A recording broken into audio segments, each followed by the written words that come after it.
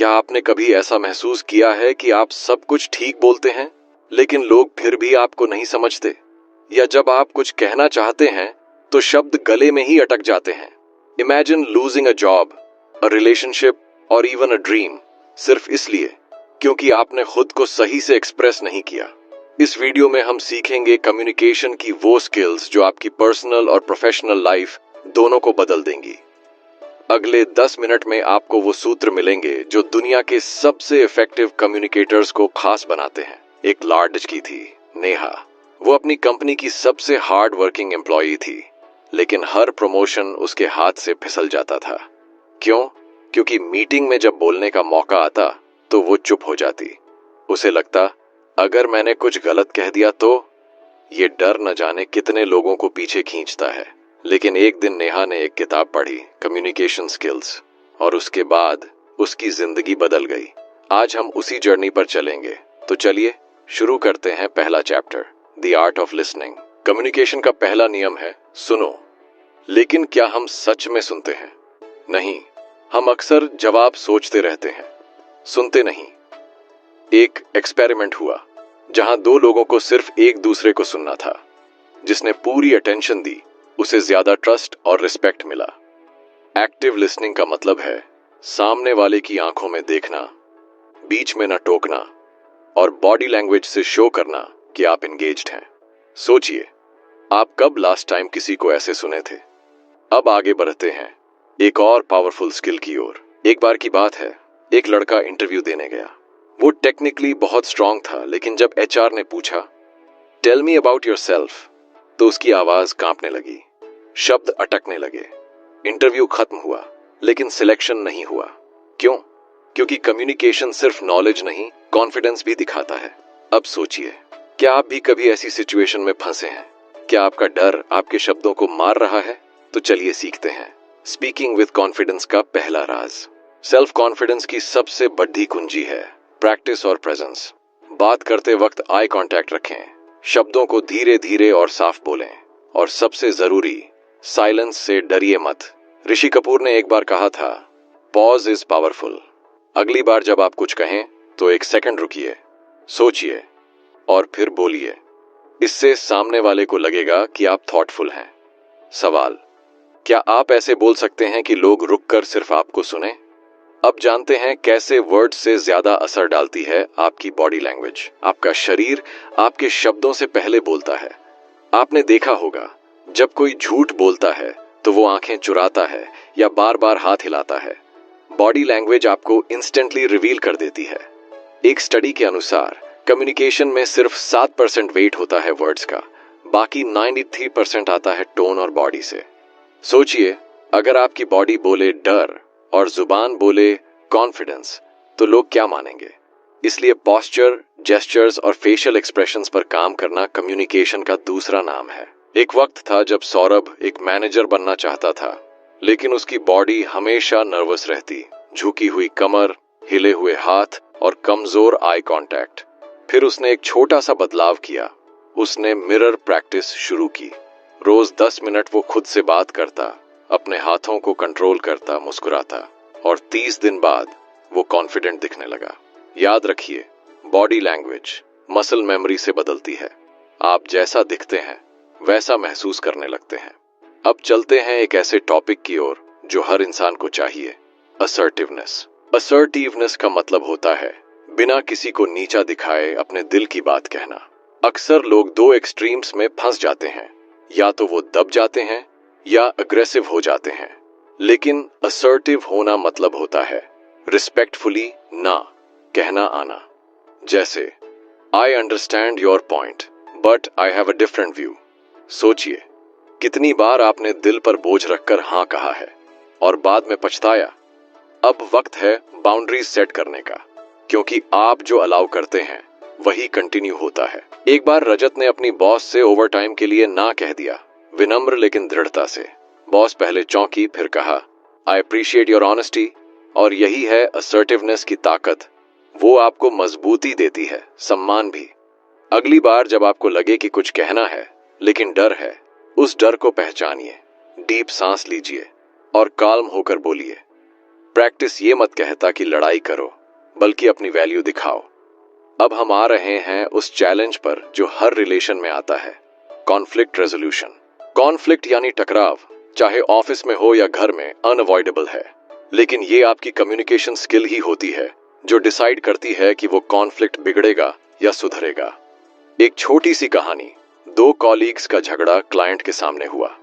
दोनों चिल्लाए, ब्लेम किया और क्लाइंट ने कॉन्ट्रैक्ट रद्द कर दिया। अब सोचिए, अगर उनमें से कोई एक काल्मली कहता, let's talk after the meeting, तो क्या आउटकम बदल जाता? Conflict resolution begins with listening, understanding and pausing before reacting. जब भी झगड़ा हो, पहला इंस्टिंक्ट होता है खुद को सही साबित करना। लेकिन एक मास्टर कम्युनिकेटर जानता है कि कॉन्फ्लिक्ट जीतने की नहीं, समझने की कोशिश है। अगली बार जब आप बहस में फंसें, तो एक सवाल पूछिए, मैं क्या मिस कर रहा हूं? ये सवाल सामने वाले को सोचने पर मजबूर करेगा और बातचीत की दिशा बदल देगा। और जब आप सामने वाले के नजरिए को समझते हैं, तो ट्रस्ट बढ़ता है। अब आते हैं उस स्किल पर जो सबका दिल जीत लेती है, emotional intelligence in communication. Emotional intelligence यानी अपने और दूसरों के इमोशंस को पहचानना और मैनेज करना। मान लीजिए कोई आपको गुस्से में कुछ कह दे, आप भी गुस्से में जवाब देते हैं, तो बात बिगड़ती है। लेकिन अगर आप रुक कर सोचें, ये इंसान इतना रिएक्ट क्यों कर रहा है, तो आप उसका इमोशन समझते हैं और उसका रिस्पेक्ट पाते हैं। एक रिसर्च के मुताबिक हाई ईक्यू वाले लीडर्स अपनी टीम से ज्यादा लॉयल्टी और परफॉर्मेंस पाते हैं। सवाल यह है, क्या आप अपने वर्ड से दिल छू सकते हैं? रिया एक टीचर थी, लेकिन क्लास में अक्सर बच्चे ध्यान नहीं देते थे। फिर उसने एक छोटा सा चेंज किया। वो बच्चों के इमोशंस समझने लगी। क्यों परेशान हो, क्या हुआ, और धीरे धीरे बच्चे उसकी बातों को सुनने लगे। इमोशनल इंटेलिजेंस कम्युनिकेशन में एम्पैथी लाता है और एम्पैथी कनेक्शन बनाता है। सो नेक्स्ट टाइम जब कोई चुप हो, सिर्फ सवाल मत पूछिए, महसूस करिए। और अब बात करते हैं एक ऐसी स्किल की जो आज के ग्लोबल जमाने में हर किसी को चाहिए, क्रॉस कल्चरल कम्युनिकेशन। इमेजिन करिए, एक जापानीज क्लाइंट और एक इंडियन सेल्समैन की मीटिंग है। जापानीज क्लाइंट हर बात पर करता है, जबकि इंडियन सोचता है कि वो अनइंटरेस्टेड है, और मिसअंडरस्टैंडिंग यहीं से शुरू होती है। क्रॉस कल्चरल कम्युनिकेशन का मतलब है दूसरों की कल्चरल नॉर्म्स को समझना। कुछ कल्चर्स डायरेक्ट होते हैं, कुछ इनडायरेक्ट। कुछ आई कांटेक्ट को रिस्पेक्ट मानते हैं, कुछ डिसरिस्पेक्ट। इसलिए ग्लोबल वर्ल्ड में कनेक्ट होने के लिए cultural awareness must have skill है। अब बढ़ते हैं उस फियर की तरफ जो सबको डराता है, पब्लिक स्पीकिंग। स्टेज पर खड़े होकर बोलना। ये सुनते ही दिल की धड़कन तेज हो जाती है, हाथ कांपने लगते हैं। ऐसा सभी के साथ होता है। वॉरेन बफेट ने खुद माना कि उनका सबसे बड़ा डर था पब्लिक स्पीकिंग, लेकिन उन्होंने एक कोर्स किया, प्रैक्टिस की, और आज वो वर्ल्ड के सबसे रिस्पेक्टेड स्पीकर्स में गिने जाते हैं। इसलिए याद रखिए, अच्छे स्पीकर्स पैदा नहीं होते, प्रैक्टिस से बनते हैं। अब हम जानेंगे वो फॉर्मूला जिससे आप भी स्टेज पर शाइन कर सकते हैं। तो तैयार हैं? चलिए शुरू करते हैं public speaking mastery. Public speaking की शुरुआत होती है तैयारी से। जब आप स्टेज पर जाते हैं तो सबसे पहले आपका माइंड नहीं, आपकी एनर्जी बोलती है। अपनी स्पीच को स्क्रिप्ट की तरह मत याद कीजिए, बल्कि समझिए, अपने शब्दों को फील कीजिए। स्टीव जॉब्स जब प्रेजेंटेशंस देते थे तो वो रिहर्सल्स में घंटों बिताते थे। हर पॉज, हर स्लाइड, हर जेस्चर तक तय होता था, और जब वो स्टेज पर आते तो लगता वो दिल से बोल रहे हैं। यही फर्क है प्रेजेंटेशन और परफॉर्मेंस में। अब जानते हैं ऑडियंस को कैसे एंगेज करें। आपका टोन आपके वर्ड से कहीं ज्यादा असरदार होता है। एक सिंपल थैंक यू को अगर आप मुस्कान के साथ कहें तो सामने वाला खुश होता है, लेकिन वही थैंक यू अगर आप बिना एक्सप्रेशन, थके हुए टोन में कहें तो ऑपोजिट असर होता है। इसी तरह जेस्चर्स, हाथों का मूवमेंट, चेहरा, बॉडी पोस्चर, सब मिलकर आपके मैसेज को ताकत देते हैं। कभी मिरर के सामने प्रैक्टिस कीजिए। एक ही सेंटेंस को अलग अलग टोन और जेस्चर्स के साथ बोलिए। You'll feel the difference. अब बढ़ते हैं रियल लाइफ अभ्यास की तरफ। ऑडियंस को एंगेज करने के लिए जरूरी है स्टोरी टेलिंग।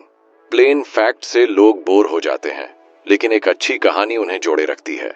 सोचिए, जब आप किसी दोस्त को कोई मजेदार घटना सुनाते हैं तो एक्सप्रेशंस बदलते हैं, हाथ हिलते हैं, एक्साइटमेंट आती है। वही मैजिक स्टेज पर चाहिए। शुरुआत एक सवाल से करें। क्या आपके साथ कभी ऐसा हुआ है?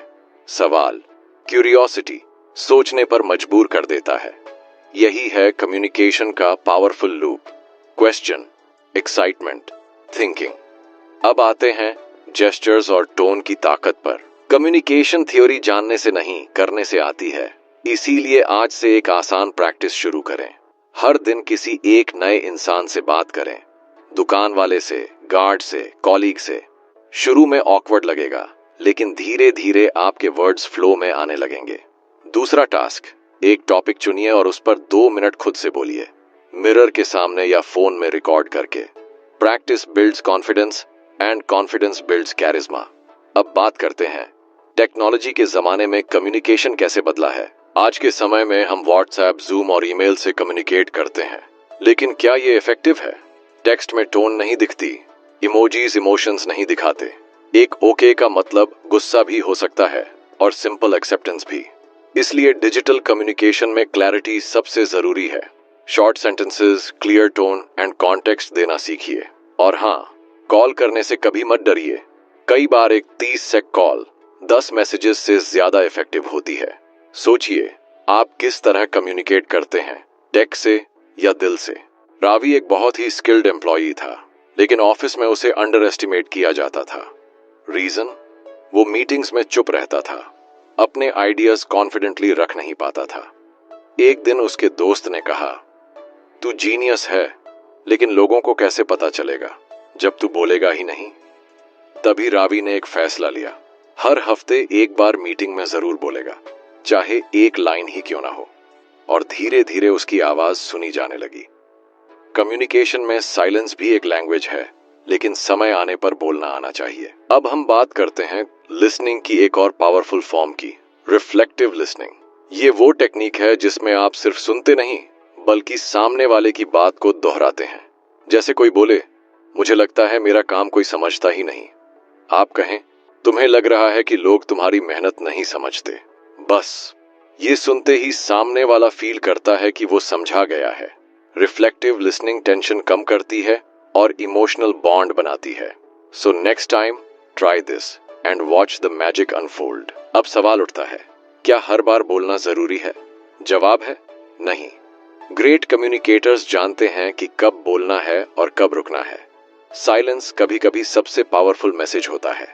एग्जाम्पल, किसी टफ कॉन्वर्सेशन में अगर आप बस चुप रहें और सामने वाले को सुने, तो उन्हें लगेगा कि आप उन्हें समझ रहे हैं। इससे ट्रस्ट बढ़ता है। लेकिन वहीं अगर आप हर बात काटते जाएं, तो लोग डिस्टेंस बनाने लगते हैं।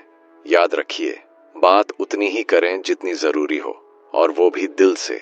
इफेक्टिव कम्युनिकेशन सिर्फ बाहर की दुनिया के लिए नहीं है, बल्कि हमारे पर्सनल रिलेशनशिप्स के लिए भी सबसे बड़ा टूल है। एक बार अंजलि और उसके पिता के बीच दूरी आ गई थी, बस इसलिए क्योंकि दोनों एक दूसरे से खुलकर बात नहीं करते थे।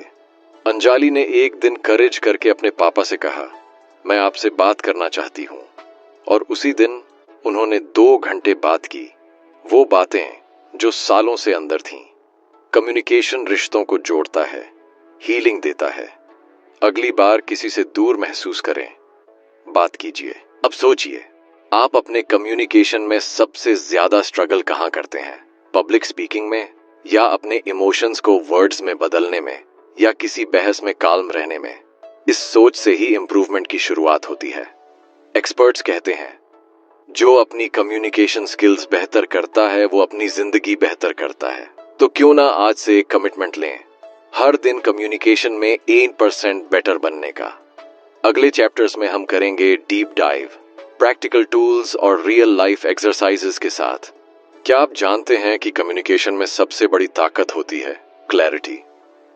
जब आपके वर्ड्स साफ और सिंपल होते हैं, तो सामने वाला कंफ्यूजन में नहीं फंसता। इमेजिन कीजिए, एक बॉस अपने टीम से कॉम्प्लिकेटेड टर्म्स में बात करता है, तो वो समझ नहीं पाते और मिस्टेक्स होती हैं। पर अगर सेम बॉस क्लियर, सीधे लैंग्वेज में बोले, तो सब कुछ स्मूथ चलता है। क्लैरिटी की प्रैक्टिस करें, अपनी बात को छोटे सेंटेंसेस में कहें, अननेसेसरी वर्ड्स हटाएं। यही स्किल आपको एक बेहतर कम्युनिकेटर बनाती है। रमेश ने अपने बिजनेस में एक बड़ा मिस्टेक किया। उसने अपनी टीम को अनक्लियर इंस्ट्रक्शंस दिए। काम अधूरा रहा, डेडलाइंस मिस्ड हुई और टेंशन बढ़ा। फिर उसने सीखा, इफेक्टिव कम्युनिकेशन में फीडबैक देना इक्वली इंपॉर्टेंट है। जब भी बात करें, ये पूछें, क्या आपको मेरी बात समझ आई, या क्या आप कंफर्टेबल हैं ये टास्क करने में। ये सिंपल क्वेश्चंस कम्युनिकेशन गैप को बंद करते हैं। फीडबैक लूप बनाएं और देखिए टीम वर्क कैसे बेहतर होता है। क्या आप जानते हैं, कम्युनिकेशन में टोन सिर्फ फेस टू फेस ही नहीं बल्कि ईमेल्स, मैसेजेस और कॉल्स में भी दिखती है। एक सार्कास्टिक ईमेल से ऑफिस पॉलिटिक्स बढ़ सकती है और एक रिस्पेक्टफुल रिप्लाई से रिश्ते मजबूत। इसलिए डिजिटल कम्युनिकेशन में एक्स्ट्रा ध्यान दें। इमोजीज और पंक्चुएशन का सही इस्तेमाल करें ताकि आपके इमोशंस सही तरीके से समझे जाएं। टेक्नोलॉजी ने कम्युनिकेशन आसान किया है, लेकिन सेंसिटिविटी और रिस्पेक्ट देना भी जरूरी हो गया है। अब बात करते हैं नॉन वर्बल कम्युनिकेशन की। आपके वर्ड्स से ज्यादा असर डालते हैं आपके बॉडी लैंग्वेज, फेशियल एक्सप्रेशंस और आई कांटेक्ट। कभी सोचा है, जब कोई आपकी बात सुनते हुए आंखें नहीं मिलाता तो आप कैसा महसूस करते हैं? यही कारण है कि successful communicators eye contact maintain करते हैं, ओपन पोस्चर रखते हैं और पॉजिटिव एक्सप्रेशंस दिखाते हैं। अगली बार बातचीत में ये छोटी छोटी चीजें जरूर ध्यान रखें। ये आपके मैसेज को 10 गुना प्रभावशाली बना देंगी। एक रियल स्टोरी बताता हूँ। समीर ने अपनी पहली प्रेजेंटेशन में इतना नर्वस था कि वह बार बार अपनी नोट्स देख रहा था, लेकिन एक मेंटोर ने उसे एडवाइस दिया, स्टेज पर आत्मविश्वास दिखाने के लिए अपनी बॉडी लैंग्वेज पर ध्यान दो, सीधे खड़े रहो, ऑडियंस को देखो और जेस्चर्स से अपनी बात को जोर दो। समीर ने प्रैक्टिस की और अगली प्रेजेंटेशन में उसकी कॉन्फिडेंस देख सभी इंप्रेस्ड हुए। यही है कम्युनिकेशन का सीक्रेट, प्रैक्टिस, अवेयरनेस और ऑथेंटिसिटी। क्या आपने कभी ध्यान दिया है कि कम्युनिकेशन में पॉज कितनी ताकत रखता है? जब आप बोलते हैं और बीच में डिलिबरेट पॉज लेते हैं तो आपके शब्दों का प्रभाव बढ़ जाता है। इमेजिन करिए, मार्टिन लूथर किंग जूनियर ने अपनी फेमस स्पीच में I have a dream phrase bar bar pause के साथ दोहराया, जिसने लोगों के दिलों में गहरी छाप छोड़ी। पॉज सुनने वालों को सोचने का मौका देता है और आपकी बात को एम्फसाइज करता है। अगली बार बोलते समय इंटेंशनल पॉज जरूर आजमाएं। असर्टिवनेस की सबसे बड़ी चैलेंज होती है सही बैलेंस बनाना। कभी कभी लोग डरते हैं कि अगर वे असर्टिव होंगे तो सामने वाले को नुकसान होगा या वो नाराज हो जाएंगे। लेकिन सही असर्टिवनेस से आप न केवल अपनी बात रखते हैं बल्कि सामने वाले के फीलिंग्स का भी सम्मान करते हैं। सोचिए, अगर हर कॉन्वर्सेशन में आप खुद की वैल्यू बताएंगे और दूसरों की भी सुनेंगे तो कितनी पॉजिटिव रिलेशनशिप्स बनेंगी। इस बैलेंस को सीखना हर सफल कम्युनिकेटर की निशानी है।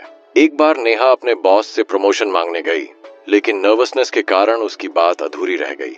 मेंटर ने उसे बताया, असर्टिवनेस कम्युनिकेशन का वो पहलू है जिसमें आप अपने नीड्स और बाउंड्रीज को क्लियरली और रिस्पेक्टफुली व्यक्त करते हैं। असर्टिव कम्युनिकेशन पैसिव या एग्रेसिव नहीं होती बल्कि कॉन्फिडेंट और एम्पैथेटिक होती है। नेहा ने सीख लिया कि ना कहना भी कम्युनिकेशन का हिस्सा है। क्या आप अपनी असर्टिवनेस को बढ़ाने के लिए तैयार हैं? कॉन्फ्लिक्ट रेजोल्यूशन में सबसे जरूरी होता है प्रॉब्लम को व्यक्ति से अलग करके देखना। बहुत बार हम अपने ईगो के कारण डिस्कशन को पर्सनल बना लेते हैं, जिससे बात और बिगड़ जाती है। इमेजिन करें, दो दोस्त किसी मिसअंडरस्टैंडिंग की वजह से लड़ रहे हैं। अगर वे अपने गुस्से को छोड़कर समस्या पर ध्यान दें तो समाधान आसानी से निकल सकता है। इस तरह के अप्रोच से कम्युनिकेशन में क्लैरिटी आती है और रिलेशनशिप मजबूत होता है। क्या आप तैयार हैं अपने कॉन्फ्लिक्ट्स को दोस्ताना हल करने के लिए? एक क्लाइंट मीटिंग में अर्जुन को पता चला कि क्लाइंट उसकी सर्विस से संतुष्ट नहीं है। अर्जुन ने डिफेंसिव होने के बजाय कामली क्लाइंट की बातें सुनी और कहा, मैं आपकी चिंताओं को समझता हूं, चलिए मिलकर सॉल्यूशन निकालते हैं। ये काल्म एटीट्यूड और ओपन कम्युनिकेशन ने क्लाइंट के दिल में ट्रस्ट बढ़ाया। कॉन्फ्लिक्ट रेजोल्यूशन सिर्फ लड़ाई को खत्म करने का नाम नहीं बल्कि एक नए समझौते की शुरुआत है। क्या आप तैयार हैं अपनी कम्युनिकेशन को नेक्स्ट लेवल पर ले जाने के लिए? इमोशनल इंटेलिजेंस या EQ कम्युनिकेशन की वो ताकत है जो हमारे शब्दों से भी ज्यादा असर डालती है। राहुल की कहानी सोचिए। एक स्ट्रेसफुल मीटिंग में उसने गुस्सा होने की बजाय कामली सिचुएशन समझी और रिस्पॉन्स दिया। उसकी इमोशनल इंटेलिजेंस ने सिचुएशन को एस्केलेट होने से बचाया। EQ हमें सिखाती है कि दूसरों की फीलिंग्स को समझना और अपने इमोशंस को मैनेज करना कम्युनिकेशन को स्मूथ बनाता है। क्या आप अपनी EQ बढ़ाने के लिए तैयार हैं? अब बात करते हैं एम्पैथी की, दूसरों की फीलिंग्स को महसूस करने की एबिलिटी। एम्पैथी कम्युनिकेशन में ब्रिज बनाती है। जब आप सामने वाले की बात को उनकी नजरों से समझने की कोशिश करते हैं तो आपकी बातों में जादू आ जाता है। एग्जाम्पल, जब कोई दोस्त परेशान होता है और आप सिर्फ सुनते हैं बिना जज किए तो वो रिलैक्स महसूस करता है। एम्पैथी से रिश्ते मजबूत होते हैं और मिसअंडरस्टैंडिंग्स कम। क्या आप अपनी कम्युनिकेशन में एम्पैथी ला सकते हैं? इमोशनल इंटेलिजेंस बढ़ाने का सबसे पहला कदम है सेल्फ अवेयरनेस, मतलब अपने इमोशंस को समझना और पहचानना। जब आप जानते हैं कि कब आप अपसेट, नर्वस या एक्साइटेड हैं, तो आप बेहतर तरीके से कंट्रोल कर सकते हैं कि अपनी बात कैसे रखें।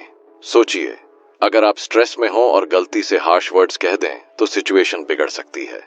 इसलिए खुद को समझना और पॉज लेना कम्युनिकेशन का पहला स्टेप है। अगली बार अपनी इमोशंस पर ध्यान दें। क्रॉस कल्चरल कम्युनिकेशन आज के ग्लोबल वर्ल्ड में बहुत जरूरी है। प्रिया की कहानी याद कीजिए, जो एक मल्टीनेशनल कंपनी में काम करती थी। डिफरेंट कल्चर्स से आने वाले कॉलीग्स के साथ बात करते समय उसे लैंग्वेज बैरियर्स, अलग कस्टम्स और एक्सप्रेशंस का सामना करना पड़ा। उसने सीखा कि ओपन माइंड और पेशेंस के साथ कम्युनिकेशन करना जरूरी है। कल्चरल डिफरेंसेस को समझना और रिस्पेक्ट करना इफेक्टिव कम्युनिकेशन का आधार है। आप कैसे क्रॉस कल्चरल बैरियर्स को तोड़ेंगे? पब्लिक स्पीकिंग में सबसे बड़ा डर होता है फियर ऑफ जजमेंट। लेकिन सच ये है कि ज्यादातर ऑडियंस आपकी गलती नहीं देखती, वे बस आपकी कहानी सुनना चाहते हैं। सोचिए, जब आप किसी फेमिलियर टॉपिक पर बात करते हैं तो कॉन्फिडेंस बढ़ जाता है।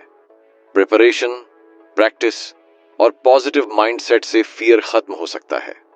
अगली बार जब आपको स्टेज पर जाना हो, सोचिए आप वहां ऑडियंस की मदद करने गए हैं, न कि सिर्फ बोलने। क्या आप अपने पब्लिक स्पीकिंग फियर्स को जीतने को तैयार हैं? पब्लिक स्पीकिंग में एक मैजिक ट्रिक होती है, स्टोरी टेलिंग। जब आप डेटा और फैक्ट्स की बजाय एक दिलचस्प कहानी सुनाते हैं तो ऑडियंस जुड़ जाती है। एक बार अंकित ने अपनी बिजनेस प्रेजेंटेशन बोरिंग नंबर से शुरू की, कोई ध्यान नहीं दे रहा था। फिर उसने एक रिलेटेबल कहानी सुनाई और सब लोग पूरी तरह एंगेज्ड हो गए। स्टोरी एक इमोशनल कनेक्शन बनाती है। अगली बार जब भी स्टेज पर जाएं, एक कहानी से शुरुआत करें। आप खुद फर्क महसूस करेंगे। क्या आपने सोचा है कि स्टेज पर जाने से पहले माइंड को कैसे प्रिपेयर किया जाए? वन सिंपल मेथड है विजुअलाइजेशन। इमेजिन करिए कि आप कॉन्फिडेंटली स्टेज पर खड़े हैं, ऑडियंस मुस्कुरा रही है और हर वर्ड इम्पैक्ट डाल रहा है। ये मेंटल रिहर्सल आपका नर्वसनेस कम करता है। सचिन तेंदुलकर भी अपनी बैटिंग से पहले शॉट्स विजुअलाइज करते थे। यही तरीका पब्लिक स्पीकिंग में भी काम करता है। आप भी आज से विजुअलाइजिंग प्रैक्टिस शुरू करें। प्रेजेंटेशन स्किल्स में एक सबसे अंडररेटेड टिप है स्ट्रक्चर। जब आपकी बातों का एक लॉजिकल फ्लो होता है, introduction, main content and conclusion, तो ऑडियंस आपकी बात बेहतर समझती है। एक स्पीकर ने बिना स्ट्रक्चर के बोलना शुरू किया और सब कंफ्यूज हो गए, लेकिन दूसरे ने पहले कहा, मैं आज 3 बातें शेयर करूंगा, और हर पॉइंट को क्लियरली समझाया। क्लैरिटी और ऑर्डर आपके मैसेज को अनफॉरगेटेबल बना देते हैं। प्लान करें, फिर बोलें। अब बात करते हैं कम्युनिकेशन इन पर्सनल रिलेशनशिप्स। एक बार रितु और उसके पापा के बीच मिसअंडरस्टैंडिंग हो गई, बस इसलिए क्योंकि दोनों ने ठीक से एक दूसरे की बात नहीं सुनी। जब दोनों ने काल्मली बैठकर फीलिंग्स एक्सप्रेस की तो हर कंफ्यूजन साफ हो गया। पर्सनल रिलेशनशिप्स में कम्युनिकेशन का मतलब सिर्फ बोलना नहीं, बल्कि इमोशंस को ऑनेस्टली और रिस्पेक्टफुली शेयर करना है। किसी अपने को कॉल करके पूछिए, तुम सच में कैसे हो? पर्सनल रिलेशनशिप्स में एक और गोल्डन रूल है, listen to understand, not to reply. अक्सर हम सुनते कम हैं और जवाब ज्यादा सोचते हैं। इससे कॉन्वर्सेशन का डेप्थ चला जाता है। एक बार प्रिया की दोस्त अपसेट थी और प्रिया बस सॉल्यूशंस दे रही थी, लेकिन दोस्त को बस चाहिए था कि कोई उसकी फीलिंग्स समझे। जब प्रिया ने सिर्फ चुप रहकर सुना, दोस्त का दिल हल्का हो गया। कभी कभी साइलेंस ही सबसे केयरिंग जवाब होता है। अब चलते हैं वर्कप्लेस कम्युनिकेशन की ओर। जब ऑफिस में कॉलीग्स क्लियरली कम्युनिकेट नहीं करते तो टास्क्स डिले होते हैं और फ्रस्ट्रेशन बढ़ती है। एक बार एक ईमेल में सिर्फ इतना लिखा था, इस टास्क को जल्दी पूरा करो। रिजल्ट, एम्प्लॉई कंफ्यूज था कि डेडलाइन क्या है, एक्सपेक्टेशंस क्या हैं। प्रोफेशनल सेटिंग में क्लैरिटी, टोन और कंप्लीटनेस बहुत जरूरी है। इफेक्टिव कम्युनिकेशन प्रोडक्टिविटी और रिलेशनशिप्स दोनों को ग्रो करता है। टेक्नोलॉजी ने कम्युनिकेशन को आसान किया है, लेकिन कॉम्प्लिकेटेड भी। व्हाट्सएप, जूम और ईमेल्स ने इंस्टेंट कांटेक्ट तो दिया, लेकिन डिस्ट्रैक्शंस और मिसअंडरस्टैंडिंग्स भी बढ़ी। एक बार समीर ने एक मैसेज को गलत समझकर अपने दोस्त से झगड़ा कर लिया। Lesson: tone can't always be red in text, इसलिए कभी क्रिटिकल बात हो तो फोन कॉल या फेस टू फेस बात करें। सही मीडियम चुनना कम्युनिकेशन का बड़ा हिस्सा है। वर्क प्लेस में एक और जरूरी स्किल है, ईमेल एटिकेट। सोचिए, एक ईमेल में सिर्फ कैप्स लॉक में लिखा हो सेंड दिस नाउ, तो सामने वाला डर जाएगा या नाराज हो जाएगा। इसलिए ईमेल्स में प्रॉपर ग्रीटिंग, क्लियर सब्जेक्ट और रिस्पेक्टफुल टोन यूज करना कम्युनिकेशन को स्मूथ बनाता है। एक छोटी सी line, thank you for your time, आपकी इमेज प्रोफेशनल और रिस्पेक्टफुल बनाती है। क्या आप भी आज से अपनी ईमेल स्किल्स सुधारेंगे?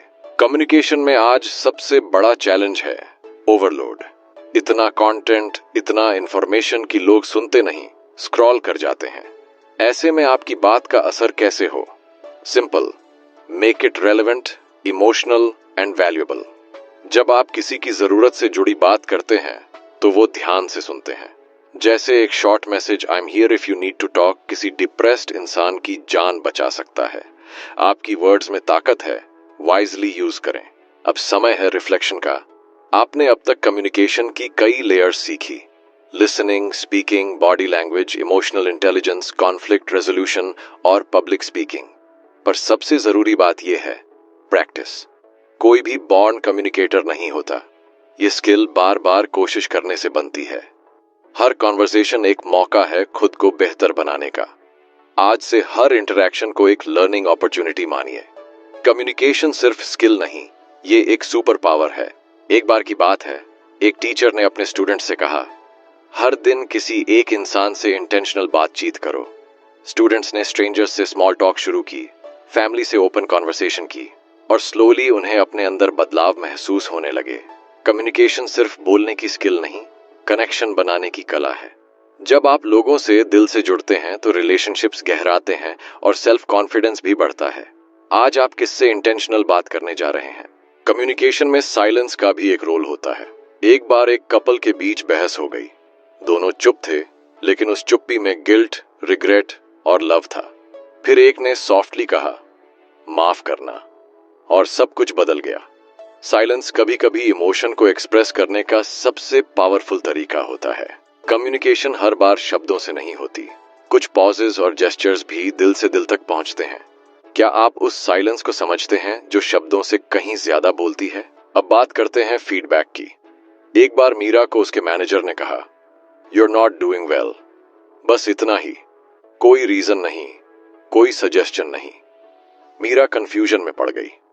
फीडबैक हमेशा स्पेसिफिक, कंस्ट्रक्टिव और रिस्पेक्टफुल होना चाहिए।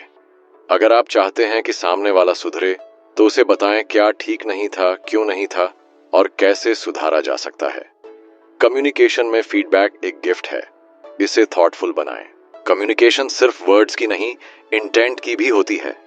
एक ही बात, तुमने ये क्यों किया और क्या हम बात कर सकते हैं, दोनों का असर बहुत अलग होता है। इंटेंट अगर जजमेंटल है तो सामने वाला डिफेंसिव हो जाएगा, लेकिन इंटेंट अगर अंडरस्टैंडिंग वाला है तो बात बनती है। जब आप जेन्युइन क्यूरियोसिटी और रिस्पेक्ट के साथ बात करते हैं तो कम्युनिकेशन नेचुरल फ्लो में होती है। अगली बार कुछ कहने से पहले सोचिए, मेरा इंटेंशन क्या है? कम्युनिकेशन एक लाइफ लॉन्ग जर्नी है। इसमें कभी मास्टरी नहीं आती, क्योंकि हर इंसान, हर सिचुएशन अलग होती है।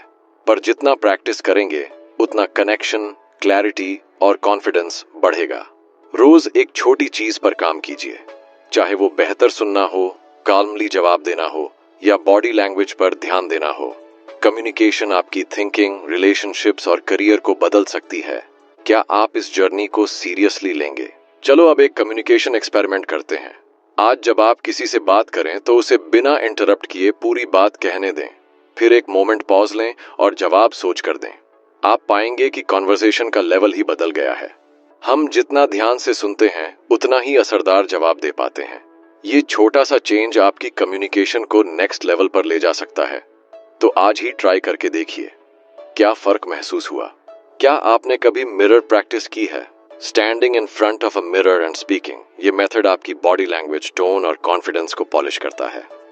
ग्रेट स्पीकर्स जैसे बराक ओबामा भी अपने स्पीचेस ऐसे रिहर्स्ड करते हैं। ये ऑकवर्ड लग सकता है, पर रिजल्ट आपको खुद हैरान कर देगा। मिरर आपको फीडबैक देता है, आपके जेस्चर्स और एक्सप्रेशंस को समझाता है। आप भी आज से 5 मिनट रोज मिरर के सामने बोलना शुरू करें। कम्युनिकेशन में एक और मजबूत टूल है, आस्किंग द राइट क्वेश्चंस। एक बार एक मेंटोर ने अपने स्टूडेंट से सिर्फ 3 सवाल पूछे।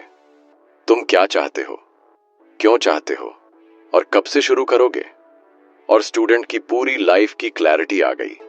सवाल सोचने पर मजबूर करते हैं। जब आप दूसरों से पावरफुल क्वेश्चंस पूछते हैं तो आप उनकी जिंदगी में क्लैरिटी और डायरेक्शन लाते हैं। क्या आपने खुद से भी कभी ऐसे सवाल पूछे हैं? आपकी आवाज आपकी पहचान है।